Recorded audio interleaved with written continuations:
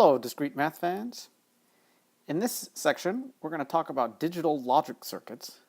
We're mostly going to talk about the mathematics behind it, but we want to think about it in terms of a physical situation as well. So we're going to talk about circuits. These are some examples of circuits. I've essentially just taken photographs of what shows up in the book. If you have a switch, like what we have over here, the switch can be open, which means that the current is not flowing through the circuit, or the switch can be closed, which means the current is flowing. So over on the right, what we have is a battery and a light bulb. When the switch is open, like it is now, there's no current that flows through the circuit and the light bulb does not light up. If that switch turns into something that's closed, if this switch closes, then the current can flow through the circuit and the light bulb will light up. Okay, so open means no current flowing, closed means the current is flowing. We can make more complicated circuits. We have two different types of circuits that we're going to think about. We have circuits in series, as you see on the left side, and we have circuits in parallel, like what you see on the right side. The light bulb in the circuit on the left turns on if and only if both switches are closed. Right now, both switches are open. However, the light bulb on the circuit on the right turns on if and only if at least one of the switches are closed. So they do not both need to be closed. Either one of these can be closed, and then the circuit will be closed and the light bulb will light up. Let's create a table for these situations. All right, so here's what it looks like. We've labeled our switches P and Q as being either closed or open. So in each case, there's 4 possibilities. And then we'll see what the light bulb does. When you have switches in parallel, such as over here, the light bulb will only turn on provided both of the switches are closed. Remember, closed means that the circuit has been completed. In the situation down here where the light bulb is connected via parallel switches, then either of the switches can be closed in order for the light bulb to come on. Now the thing to notice is pretty obvious. If we replace the words closed and on with true, and we replace open and off by false, then the table for the switches in series becomes the truth table for the conjunction. That's the AND. Also, the truth table for the switches in parallel becomes the truth table for the disjunction. That's OR. So the thing that we want to do now is create more complicated circuits, and they're going to correspond to more complicated logical expressions.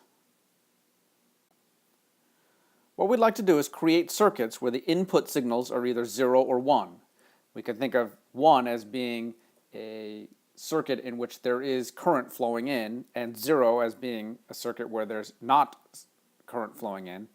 Then they're going to be transformed into output signals using circuits. A signal that's either a 0 or a 1 is called a bit. A bit is the smallest amount of information that can be conveyed by a digital logic circuit. I would say that computer engineers and electrical engineers and digital system designers like to think of basic circuits as black boxes. The inside of the box contains very detailed implementations of the circuit, and we like to ignore those when we pay attention to just the mathematical relationship between the input and output signals. Here's a rendition of a black box. So you have 3 input signals. The black box will do something. We're hiding the implementation details. And then the output will give us some kind of a signal depending on what the input signals are. Each one of the input signals can be either a 0 or a 1. Now the operation of a black box is completely specified by just constructing a table, an input-output table that lists all possible input signals, and it shows the corresponding output signals. Now the black box that we just showed above, it has 3 input signals. Each of those signals can take the value of a 0 or a 1. We have a bit that comes into each input. So there are 8 possible combinations of input signals, 2 for each one. So here's one possible correspondence of input to output signals. All right, so you could have a situation like this, where you have 3 inputs, and notice I've drawn all 8 possibilities for the inputs into P, Q, and R. And then there's just some output. We don't have to worry about exactly what it is, but this is what the output signal looks like. I haven't described to you what kind of a black box would generate this. We don't care about that right now. So what this table is saying, for instance, the third row tells us that for the inputs P equals 1, Q equals 0, and R equals 1, the output will be S equals 0. What we need to do now is to show how we can construct a circuit that will produce a table like this. We're going to build up more complicated circuits by connecting less complicated circuits. So the 3 basic circuits are called NOT, AND, and OR gates.